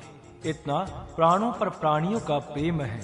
ऐसा लिखा है, शतपथादि में भी रुद्र का रोदन धर्म ही वर्णन किया है, परंतु दुख निवारक धर्म भी उनमें उससे अधिक प्रबल है। इसका पाठक विचार करें। इस प्रकार प्राण का महत्व होने से ही कहा है। प्राण ही माता, पिता, भाई, बहन, आचार्य, ब्राह्मण आदि हैं। ये शब्द प्राण का महत्व बता रहे हैं। माता पिता मान्यहित करने वाले, दूसरा पिता पालक संरक्षक, तीसरा भ्राता भरण पोषण करने वाला, चौथा स्वा सा सु असा अर्थात उत्तम प्रकार रखने वाला, पांचवा आचार्य आत्मिक गुरु है, क्योंकि प्राण के आयाम से आत्मा का साक्षात्कार होता है। इसीलिए छठा ब्राह्मण है, यह ब्रह्म के पास ले जाने वाला है। ये शब्दों के मूल भाव यहाँ प्राण के गुण बता रहे हैं। यह प्राण का वर्णन है। इतना प्राण का महत्व है, इसीलिए अपने प्राण के विषय में कोई भी उदासीन ना रहे। सब लोग स्वर्ग प्राप्त करने की इच्छा करते हैं। वह स्वर्ग प्राण ही है। देखिए, 3 लोक, यह वाणी पृथ्वी लोक है, मन अंतरिक्ष लोक है और प्राण स्वर्ग लोक है। इसीलिए प्राणायाम के अभ्यास से स्वर्ग धाम की प्राप्ति होती है। देखिए, प्राण की कितनी श्रेष्ठता है। इस प्रकार उपनिषदों में प्राण विद्या है। विस्तार करने की कोई आवश्यकता नहीं है। संक्षेप से आवश्यक बातों का उल्लेख यहाँ किया गया है। इससे उपनिषदों की प्राण विद्या की कल्पना हो सकती है। जो पाठक इसकी और अधिक गहराई देखना चाहते हैं, वे स्वयं उपनिषदों में इसको देख सकते हैं। आशा है कि पाठक इस प्रकार इस विद्या का अभ्यास करेंगे। प्राणायाम से बहुत प्रकार की शक्तियां प्राप्त होती हैं, ऐसा प्राण के विभिन्न शास्त्रों में लिखा है। प्राणायाम का अभ्यास किए बिना ही उक्त शक्तियों की प्राप्ति होना असंभव है। अभ्यास के बिना उन्नति की प्राप्ति सर्वथा ही असंभव है। प्राणायाम का अभ्यास करने के लिए प्राण की शक्ति की कल्पना प्रथम होने की आवश्यकता है। वह कार्य सिद्ध होने के लिए इस लेख का उपयोग हो सकता है। इस सूक्त को अच्छी प्रकार पढ़ने के पश्चात मनन द्वारा अपनी प्राण शक्ति का आकलन करना चाहिए। अपने प्राण का यह स्वरूप है, उसका यह महत्व है और इसकी उपासना से इस प्रकार लाभ हो सकता है इत्यादि विषय की उत्तम कल्पना इस सूक्त के अभ्यास से होगी। इतनी कल्पना दृढ़ होने के पश्चात प्राणायाम का अभ्यास करने से बहुत लाभ हो सकता है। इति द्वितीय अनुवाक समाप्तम। ब्रह्मचर्य ऋषि ब्रह्मा देवता ब्रह्मचारी पृथ्वी से लेकर ध्रुव लोक पर्यंत जो विविध पदार्थ हैं, उनको ब्रह्मचारी अपने अनुकूल बनाता है। इसमें उस ब्रह्मचारी में सब देव अनुकूल बनकर निवास करते हैं। इस प्रकार वो पृथ्वी और ध्रुव लोक को अपने तप से धारण करता है और उसी तप से वो अपने आचार्य को भी परिपूर्ण बनाता है। देव पितर आदि सब ब्रह्मचारी को सहायक होते हैं और ब्रह्मचारी अपने तप से उनका सहायक बनता है। जो आचार्य ब्रह्मचारी को अपने पास रखता है, वो उसको अपने ही अंदर प्रविष्ट करता है। मानो वो शिष्य उस गुरु के पेट में 3 रात्रि रहता है और उस गर्भ से उसका जन्म हो जाता है। जब वो दुज्य बन जाता है, तब उसका सम्मान सभी विद्वान करते हैं। पृथ्वी और धुरलोक उनकी समिधाओं में ब्रह्मचारी अंतरिक्ष की पूर्णता करता है तथा ब्रह्मचारी श्रम और तप आदि करके सब जनता को आधार देता है। ज्ञान प्राप्ति के पूर्व ब्रह्मचारी बनना आवश्यक है। ब्रह्मचर्य में आश्रम और तप करने से उच्चता प्राप्त होती है। इस प्रकार के ब्रह्मचारी से ही परमात्मा का श्रेष्ठ ज्ञान प्रसिद्ध होता है तथा देव अमर तत्व के साथ संयुक्त होते हैं।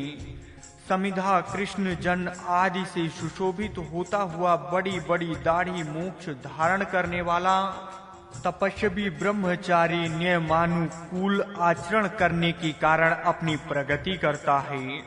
अध्ययन समाप्ति के पश्चात धर्म जागृति करता हुआ अपने उपदेश में जनता में उत्साह उत्पन्न करता है और बार-बार उनमें चेतना बढ़ाता है। इस प्रकार धर्मोपदेश करता हुआ वो पूर्व समुद्र से उतरकर समुद्र तक पहुंचता है। जो एक समय आचार्य के पास विद्या माता के गर्भ में रहता था, वही ब्रह्मचारी विद्या अध्ययन के पश्चात ज्ञान सत्य कर्म प्रजा और राजा के धर्म और परमात्मा का स्वरूप इन सब का प्रचार करता रहा। अब वही शत्रु निवारक वीर बनकर शत्रुओं का नाश करता है। आचार्य ही पृथ्वी से लेकर ध्रुव लोक तक सब पदार्थ का ज्ञान ब्रह्मचारी को देता है। मानो वो अपने शिष्य के लिए ही लोक ही बना देता है। ब्रह्मचारी अपने तप से उनका संरक्षण करता है, अतः उस ब्रह्मचारी में सब देवता रहते हैं। ब्रह्मचर्य के प्रथमतः भिक्षा में ध्रुव लोक और पृथ्वी लोक को प्राप्त किया। इन 2 लोकों में ही सब अन्य भुवन स्थापित हुए हैं। दोनों लोकों को प्राप्त होने पर वही ब्रह्मचारी अब उक्त दोनों लोकों को 2 समाधियां बनाकर ज्ञान यज्ञ द्वारा उपलब्ध करता है। स्थूल शरीर और मन ये 2 कोश मनुष्य में हैं। 2 अग्र है जो इस त्रिलोक की कार्य कर रहे हैं। उनका अधिष्ठाता ब्रह्मचारी है। मेघ ब्रह्मचारी है। वो अपने तप में भूमि की शांति करता है। ब्रह्मचारी उससे ये बाध लेवें। ब्रह्मचारी को अग्निहोत्र के समय अग्नि में आहूत डालना जगत को तृप्त करना है। आचार्य देवतामय है। वो ब्रह्मचारी के सत्व की उन्नति करता है। गुरु शिष्य के सहवास से ही दिव्य तेज अथवा तेजस्वी ज्ञान का प्रवाह प्रचलित होता है। आचार्य वरुण बनकर जो इच्छा करता है उसकी पूर्ति शिष्य अपने शक्ति के अनुसार करता है। सब शिक्षक ब्रह्मचारी होने चाहिए। सब राज अधिकारी प्रजा पालन के कार्य में नियुक्ति पुरुष भी ब्रह्मचारी ही होने चाहिए। जो योग रीति से प्रजा का पालन करेंगे वही सुशोभित होंगे तथा जो जितेंद्रियां राज्य पुरुष होंगे वही इंद्र कहलाएंगे। राजा राज्य प्रबंध द्वारा सब लोगों से ब्रह्मचर्य पालन कराकर राष्ट्र का विशेष रक्षण करता है। अध्यापक भी ऐसे ब्रह्मचारी की इच्छा करता है कि जो ब्रह्मचर्य का पालन करता है। ब्रह्मचर्य पालन करने के पश्चात कन्या अपने योग्य पति को प्राप्त करती है। बैल और घोड़ा भी ब्रह्मचारी रहते हैं, इसलिए घास खाकर उसे पचा सकते हैं। ब्रह्मचर्य के पालन करने के कारण ही सब देव अमर बने हैं तथा ब्रह्मचर्य के सामर्थ्य से ही देवराज इंद्र सब पर इतर देवों को तेज दे सकता है। सब विश्व ब्रह्मचर्य से युक्त है। सब पशु पक्षी जन्म से ही ब्रह्मचारी है। ब्रह्मचारी का तेज सबकी रक्षा करता है। ब्रह्मचर्य के तेज से अमर हुए हैं। ब्रह्मचारी के तेज से सबकी पुष्टि होती है। ब्रह्मचारी अपने तेज से विराजता है। ब्रह्मचर्य सूत्र। इस सूतक का प्रथम मंत्र ब्रह्मचारी का कर्तव्य कर्म व्यक्त कर रहा है। ब्रह्मचारी वो होता है जो कि ब्रह्म बड़ा होने के लिए 4 पुरुषार्थ करता रहता है। ब्रह्म का शब्द अर्थ वृद्धि महत्व बड़प्पन ज्ञान अमृत आदि है। 4 शब्द का भाव आचरण करना नियम पूर्वक योग व्यवहार करना है। इन दोनों पदों के भाव निम्न प्रकार व्यक्त होते हैं। अब वृद्धि के लिए प्रयत्न करना, सब प्रकार से श्रेष्ठ बनने का पुरुषार्थ करना, सत्य और शुद्ध ज्ञान बढ़ाने का यत्न करना, अमरत्व की प्राप्ति के लिए परम पुरुषार्थ करना, ये मुख्य भाव ब्रह्मचारी शब्द में है। उक्त पुरुषार्थ करने की शक्ति शरीर में वीर्य की स्थिरता होने से ही प्राप्त हो सकती है। इसलिए ब्रह्मचारी को वीर रक्षण करने की अत्यंत आवश्यकता है। उक्त मंत्र का पहला कथन ये है कि ब्रह्मचारी उसे अपनी अभिवृद्धि की इच्छा करने वाला पुरुष पृथ्वी और धूर्लोक को अनुकूल बनाकर अपना व्यवहार करता है। पृथ्वी से लेकर धूर्लोक पर्यंत जो जो पदार्थ हैं उनको अपने अनुकूल बनाने से अभ्युदय का मार्ग सुगम होता है। ये अत्यंत स्पष्ट ही है कि यदि हम सृष्टि के पदार्थ के साथ विरोध करेंगे तो उनकी शक्ति बड़ी होने के कारण हमारी घात होगा, परंतु यदि हम पृथ्वी जल अग्नि वायु आदि सब पदार्थों को अपने अनुकूल बनाएंगे, हम उनके नियमानुकूल अपना व्यवहार करेंगे और इस प्रकार आपस की अनुकूलता के साथ परस्पर के व्यवहार होंगे, तब हम सबका अभ्युदय हो सकता है। यही भाव इस मंत्र भाग में कहा है। जब ब्रह्मचारी सृष्टि का निरीक्षण करता है तब उसकी विदित होता है कि पृथ्वी सबको आधार देती है। ये देखकर वो निश्चितों का आश्रय देने का स्वभाव अपने में बढ़ाता है। खल देवता सबको शांति प्रदान करने के लिए उच्च से 3 स्थान में पहुंचती है। ये देखकर ब्रह्मचारी निश्चय करता है कि मुझे अपनी उच्चता के चमंड में रहना उचित नहीं है, इसलिए मैं नीच से नीच अवस्था में रहने के पतित जनों के उद्धार के लिए तथा उनके आत्माओं को शांत करने के लिए अवश्य यत्न करूंगा। अग्नि देवता की ऊर्ध ज्योति देखकर ब्रह्मचारी उपदेश लेता है कि दूसरों को प्रकाश देने के लिए मुझे इस प्रकार जलना चाहिए और सीधा होना चाहिए। वायु देवता की हलचल देखकर ब्रह्मचारी निश्चय करता है कि मैं भी हलचल द्वारा जनता की शुद्धता संपादन करूंगा। सूर्य का तेज अवलोकन करके ब्रह्मचारी संकल्प करता है कि मैं ज्ञान से इसी प्रकार प्रकाशित हो जाऊंगा।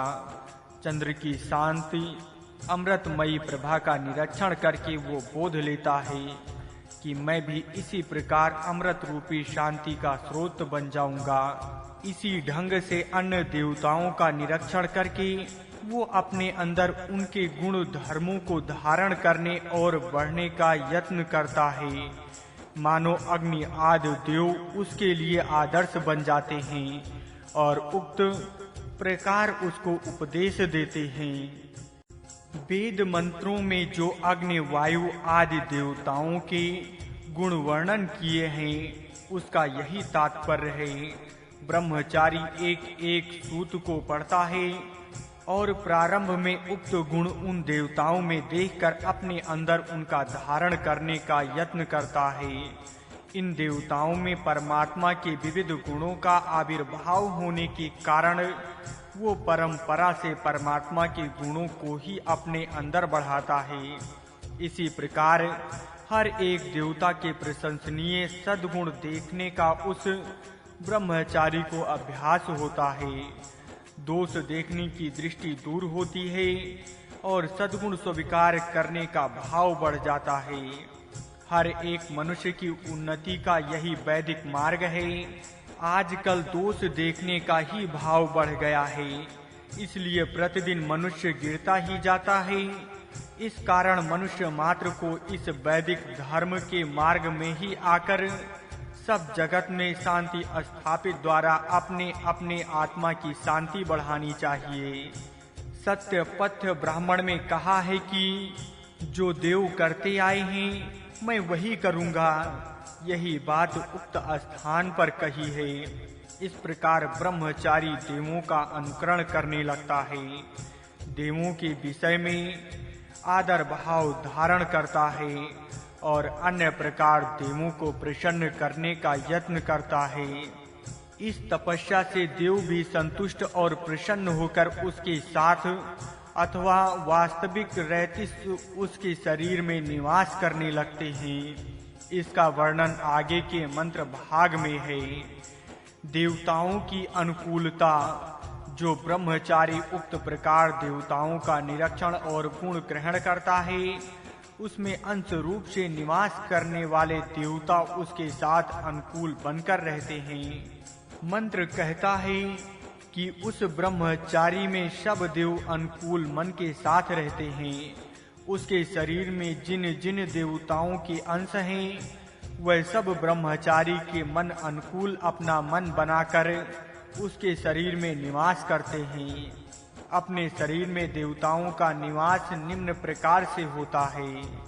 नंबर 1, अन्य वक्त तत्व की ईदिक बनाकर मुख में प्रविष्ट हुआ। नंबर 2, वायु प्राण बनकर नमिकाम संचार करने लगा। नंबर 3, सूर्यन चक्षु का रूप धारण करके आँखों के स्थान में निवास किया। नंबर 4, दिशाएं आत्र बनकर कानों में रहने लगी। नंबर 5, औषधि वनस्पति केश बनकर त्वचा में रहने लगी। नंबर 6, चंद्रमा मन बनकर हृदय स्थान में प्रविष्ट हुआ। नंबर 7, मृत्यु अपना रूप धारण करके नभि स्थान में रहने लगा। नंबर 8, जल देवता रेत बनकर शीशन में रहने लगी। इस ऐतरेय उपनिषद के कथना अनुसार अग्नि, वायु, रवि, दिशा, औषधि, चंद्र, मृत्यु आप इन 8 देवताओं का निवास उक्त स्थान में हुआ है। पाठक जान सकते हैं कि इसी प्रकार अन्य देवता जो बाहर के जगत में है और जिनका वर्णन वेद में सर्वत्र है, उनके अंश मनुष्य के शरीर में विविध स्थानों में रहते हैं। इस प्रकार हमारा एक एक शरीर सब देवताओं का दिव्य साम्राज्य है और उसका अधिष्ठाता आत्मा है तथा इसी आत्मा को शक्त उक्त सब देवताओं में प्रविष्ट होकर कार्य करती है। इसका अधिक विचार करने के पूर्व अथर्ववेद के निम्नलिखित मंत्र देखने योग्य हैं। नंबर 1, सबसे प्रथम देव से 10 देव उत्पन्न हो गए। जो इनको प्रत्यक्ष जानेगा वो आज ही महत ब्रह्म विषय में बोलेगा। नंबर 2, जो पहले देवों में 10 देव हुए, उन सूत्रों को स्थान देकर स्वयं किस लोक में रहने लगे। नंबर 3, निधन करने वाले वे देव हैं जो कि सब सामग्र को एकत्र करते हैं। ये देव सब मरण धर्मी शरीर को संचित करके पुरुष में प्रविष्ट हुए हैं। नंबर 4, जो कारीगर जीव का पिता अधिक उत्तम कारीगर है, वो इस शरीर में छेद करता है, तब मरण धर्म वाला घर बनकर सब देव इस पुरुष में प्रविष्ट होते हैं। नंबर 5, हड्डियों की समाधियां बनाकर रेत का घी बनाकर 8 प्रकार के रेशों को लेकर सब देवताओं पुरुषों में प्रवेश किया है। नंबर 6, जो आप तथा अन्य देवताएं हैं और ब्रह्म सबके वर्तमान में विराट हैं, ब्रह्म ही उन सब के साथ शरीर में प्रविष्ट हुआ है और प्रजापति शरीर में अधिष्ठाता हुआ है। नंबर 7, सूर्य, चक्षु, चना, वायु, प्राण हुआ और ये देव इस पुरुष में रहने लगे। लोग पश्चात इसके इतर आत्मा का देवों के अग्नि के लिए अर्पण किया। नंबर 8, इसलिए इस पुरुष को विद्वान जानने वाला ज्ञानी ये ब्रह्म है ऐसा मानता है, क्योंकि इसमें सब देवताएं इस प्रकार इकट्ठे रहते हैं कि जैसे गौएं गौशाला में रहती हैं। इन मंत्रों में स्पष्ट कहा है कि अग्नि, वायु आदि देवताएं इस शरीर में निवास करता है, अर्थात प्रत्येक देवता का थोड़ा थोड़ा अंश इस शरीर में निवास करता है। यही देवताओं का अंश वन रण है। जो इस प्रकार अपने शरीर में देवताओं के अंश को जानता है, वो अपनी आत्म की शक्ति जान लेता है, और जो शरीर में रहने वाले देवताओं के समेत अपनी आत्मा को जानता है, बड़ी परमेष्ठी परमात्मा को जानता है। इस विषय में निम्न मंत्र देखिए। जो पुरुष में ब्रह्म जानते हैं, वे परमेष्ठी को जानते हैं। जो परमेष्ठी को जानता है और जो प्रजापति को जानते हैं तथा जो श्रेष्ठ ब्रह्म को जानते हैं, वे स्वयं को उत्तम प्रकार से जानते हैं। अपने शरीर के अंदर ब्रह्म का अनुभव करने का ये फल है। परमात्मा के साक्षात्कार का यही मार्ग है। इसलिए अपने शरीर में देवताओं के अंशों का ज्ञान प्राप्त करके उन देवताओं का अधिष्ठाता जो एक आत्मा है उसका अनुभव प्रथम करना चाहिए। पूर्वोक्त ऐतरेय उपनिषद के वचन में प्रत्येक देवता का भिन्न भिन्न स्थान कहा है। उस स्थान में उक्त देवता के अंश का स्थान समझना चाहिए। बाहर की सृष्टि में अग्नि, वायु आदि देवता विशाल रूप में हैं। उनके अंश प्रत्येक शरीर में आकर रहते हैं और इस प्रकार ये जीव आत्मा साम्राज्य अर्थात शरीर बन जाता है। वहाँ प्रश्न हो सकता है कि ये सब देवता मन के साथ हैं या मन विहीन हैं। इस प्रश्न का उत्तर ब्रह्मचर्य सूक्त के मंत्र में ही दिया है। उस ब्रह्मचारी में उक्त सब देव अनुकूल मन धारण करके रहते हैं। इस मंत्र के सा मनुष्य देवः ये दो शब्द विशेष लक्ष्य पूर्वक देखने योग्य हैं। इनका अर्थ देखिए। सा मिले हुए अनुकूल, मनुष्य मन से युक्त, देवः अग्नि आदि देव तथा शरीर में निवास करने वाले देवताओं के अंश, जो ब्रह्मचारी सृष्टि अंतर्गत अग्नि वायु आदि विशाल देवताओं का निरीक्षण और अनुकरण करके उपदेश देते हैं, उनकी अनुकूल बनकर स्वयं उनके अनुकूल व्यवहार करता है। उस ब्रह्मचारी के अंदर वही देव अर्थात उनके अंश अनुकूल बनकर रहते हैं। तात्पर्य यह है कि ब्रह्मचारी के मन के साथ अपना मन मिलाकर उक्त देव निवास करते हैं।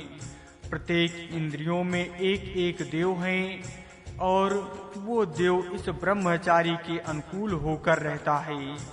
इस सब का तात्पर्य ब्रह्मचारी की सब इंद्रिय शक्तियां उसके वश में रहती है। इतनी ही नहीं, प्रत्येक देवताओं का मन भिन्न भिन्न ही रहता है, अर्थात प्रत्येक इंद्रियां स्थानीय उस देवतक अंश में मन भिन्न भिन्न होता है।